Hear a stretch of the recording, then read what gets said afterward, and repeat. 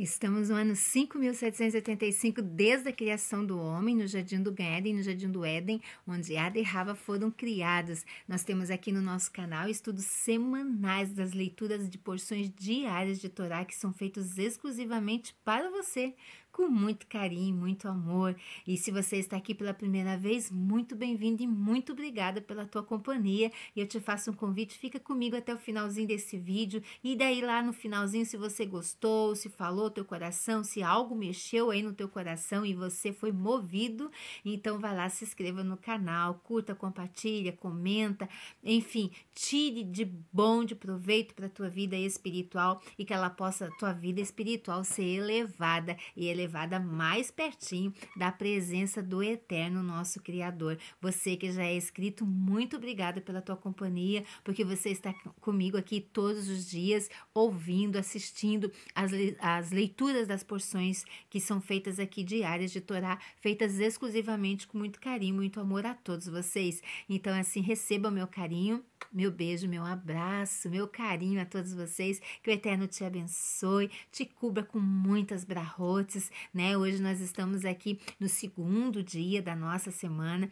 dia que segue debaixo da bênção do Eterno, debaixo da proteção dele. Fica comigo, então, eu Nara Chaves aqui no Torá e Prosa. Vamos proseando de Torá, vamos conversando aqui, e esta semana nós estamos na 39ª Parashá de Hukat, estatutos ou regulamentos, de quais são os estatutos, qual foi a instrução que o Eterno, nosso Criador, passou para nós. Ele disse: este é o estatuto da instrução que o Eterno ordenou, dizendo: dize aos filhos de Israel que te tragam uma novilha ruiva, vermelha, que não tenha defeito e sobre a qual não tenha sido posto jugo sobre você.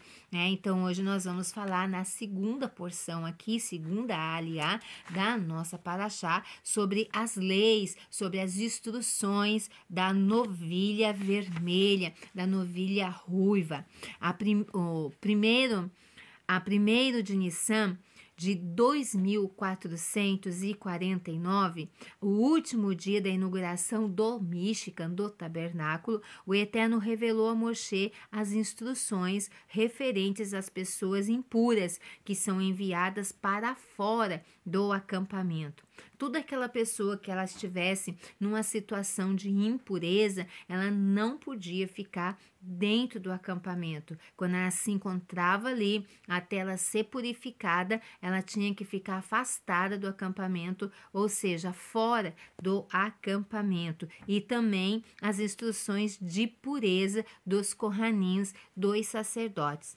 O Eterno ensinou como atingir a purificação dos diversos tipos de impurezas que através da imersão no mikve ou numa fonte de água corrente e assim por diante. Então, para uma pessoa ficar pura novamente, deveria passar e imergir dentro de uma mikve. O mikve é um tanque com água ali, não pode ser uma água assim, água de torneira, água, né? Mas tem que ser uma água pura, uma água da chuva, para ser verdadeiramente uma mikve, que é um tanque, onde a pessoa ali dentro é imergido, né? E purificado das impurezas. Ou então a água corrente, o mar, o rio, o lago, a cachoeira, enfim, uma água que seja corrente e assim por diante, bem como os sacrifícios que finalizam o processo da purificação.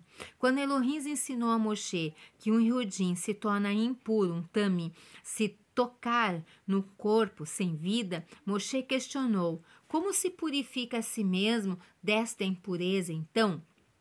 O Todo-Poderoso não respondeu imediatamente a Moshe. Na verdade, o Eterno adiou a resposta como um ato de bondade para Aharon. Na primeira vez que o Eterno dirigiu-se a Moshe, Aharon não estava presente.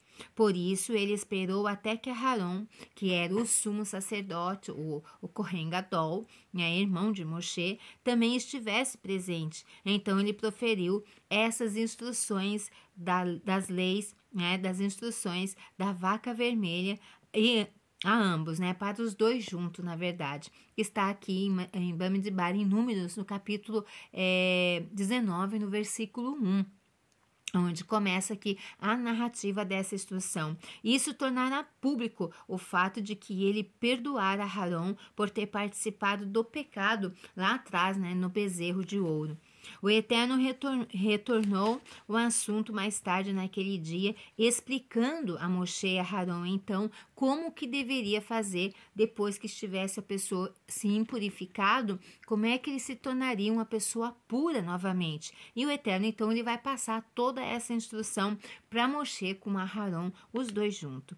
Então, se alguém se tornar impuro através do contato com um corpo de algum que faleceu, ele deve se aspergir sobre este uma mistura especial de água com cinzas da vaca vermelha. De acordo com a visão dos sábios do Guitim 60a, as instruções da vaca vermelha foram transmitidas a Moshe no dia 1º de Nissan.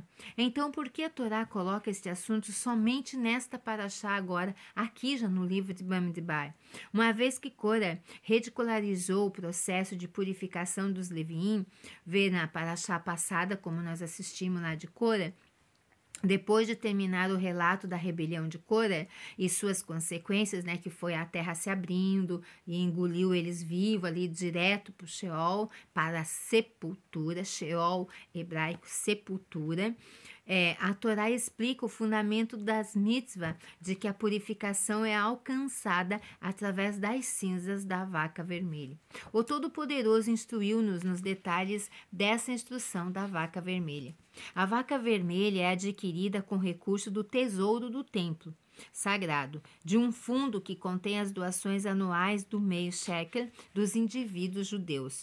Para uma vaca vermelha ser qualificada como tal, deve ter pelo menos 3 anos de idade suficiente para dar uma cria. A sua cor deve ser completamente vermelha, até mesmo 2 pelos de cor diferente desclassificam-na.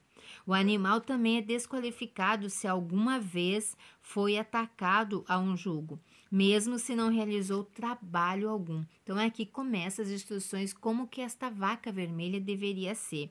Tendo procurado por todos os lugares por uma vaca completamente vermelha, o Sanhedrin, que é aquela corte da Suprema lá, finalmente foi informado que um não-judeu possuía tal vaca. Emissários foram enviados com o fito de adquiri-la. O proprietário disse: estou disposto a vender o animal por um bom preço. Dei-me 400 peças de ouro. Você as terá? Prometeram-lhe os sábios: retornaremos com o dinheiro. Saíram a fim de obter os fundos necessários do Sanhedrin. Enquanto isso, o não-judeu contou a seus amigos sobre a venda em perspectiva e descobriu quão raro e precioso era esse animal.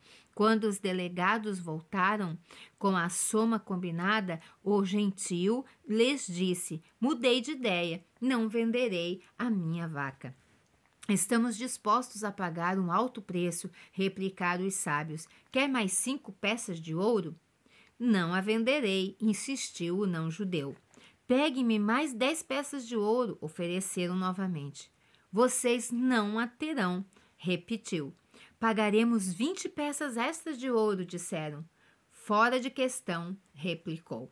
Os membros do Sanhedrin aumentaram a oferta até que o homem finalmente concordou com a venda por uma quantia de 100 peças de ouro adicionais. Algumas opiniões dos sábios dizem que por mais de 1000.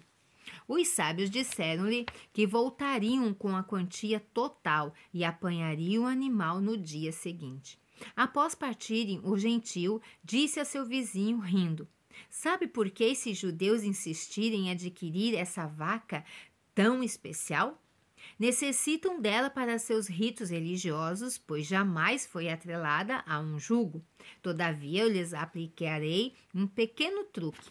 Naquela noite, o perverso pegou a sua vaca vermelha, atrelou-a ao jugo e arou com ela. Os sábios voltaram na manhã seguinte, antes de pegarem e examinar o animal. Sabiam que uma vaca que jamais for atrelada a um jugo pode ser reconhecida através dos 2 critérios. Primeiro, 2 determinados pelos do pescoço ficam eretos enquanto intocados pelo jugo, porém dobram-se assim que se coloca o jugo sobre o animal. 2. Os olhos de um animal que jamais carregou um jugo são firmes. Depois de subjugado, seus olhos piscam, pois o animal olha de soslaio para ver o jugo. Então, ele olha de canto para ver o jugo. Perceberam imediatamente que essa vaca apresentava os sinais de uma vaca que já portou o jugo. Pois o Eterno é aquele que dá sabedoria a seus filhos. A gente nunca pode esquecer disso. Ninguém pode querer trair um daqueles que o Eterno coloca sabedoria e discernimento espiritual, porque o Eterno dá sabedoria.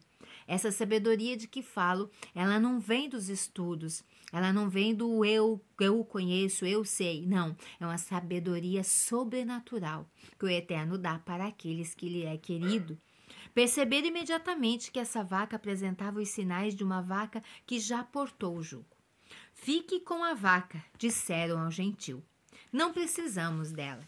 Até a boca desse perverso blasfemo reconheceu: abençoado seja aquele que escolheu esta nação. Olha só o que esse gentil fez. Ele teve que abençoar o Eterno que criou o povo Rudim. O Corém abate a vaca fora do acampamento. Durante os anos do deserto, era abatida fora dos 3 acampamentos e na época do templo sagrado, no Monte das Oliveiras, uma vez que esta montanha era considerada fora de Jerusalém. O Corém colhe um pouco de sangue da vaca em sua mão esquerda, mergulha nesse o seu indicador direito e asperge o sangue em direção à entrada do interior do templo do Rehal, o qual consegue enxergar da montanha. Acende-se um fogo e o Corém supervisa a queima da vaca. Com um cordão de lã vermelha, o Corém amarra um galinho de cedro unindo a um pouco de esouve e pergunta a todos os presentes: isto é um galho de cedro? Então ele pega, o galinho e diz: isto é um galho de cedro? Sim, respondem. Isto é um galho de cedro? Pergunto pela segunda vez e na terceira vez. Recebe respostas afirmativas às 3 perguntas. Também pergunta 3 vezes: isto é uma lã vermelha? Ao que lhe respondem afirmativamente também 3 vezes. Por que é feito esta cerimônia deste tipo? Nem todos os tipos de isopo, o cedro e tinta vermelha são kasher, ou são kasher quer dizer apropriado, para este ritual, a não ser que todas as espécies utilizadas preencham os requisitos haláricos das instruções. A mitzvah inteira é inválida. Desta forma, o Corém enfatiza que estão todas de acordo com os mandamentos da Torá. Enquanto a vaca está queimando, o feixe de cedro e isopo é atirado à carcaça. Por que se coloca madeira de cedro e a grama esouve sobre o fogo? O cedro é a mais alta das árvores e a grama, o esouve, a mais baixo dos arbustos. Isso lembra a quem se purifica que a pessoa precisa de humildade para fazer a techuvá, para fazer o retorno à Torá ou o arrependimento. É preferível sentir-se humilde como a grama, que é o esouve, que orgulhoso como o cedro. Então, ele é preciso se sentir como o esouve, que é baixinho, humilde, mas também orgulhoso como o cedro, que é alto, mais alto das árvores. As cinzas da vaca são divididas em 3 partes. Uma é colocada numa determinada seção do pátio do templo sagrado, onde é preservada a fim de cumprir a mitzvah de que as cinzas da vaca vermelha devem ser guardadas para todas as gerações. A segunda parte é dividida entre os grupos de Kohanim, que serve no santuário para ficar à disposição para purificar um Kohen que tornou-se impuro. A terceira parte é colocada no local no Monte das Oliveiras para a purificação do povo Yehudim antes da sua entrada no templo.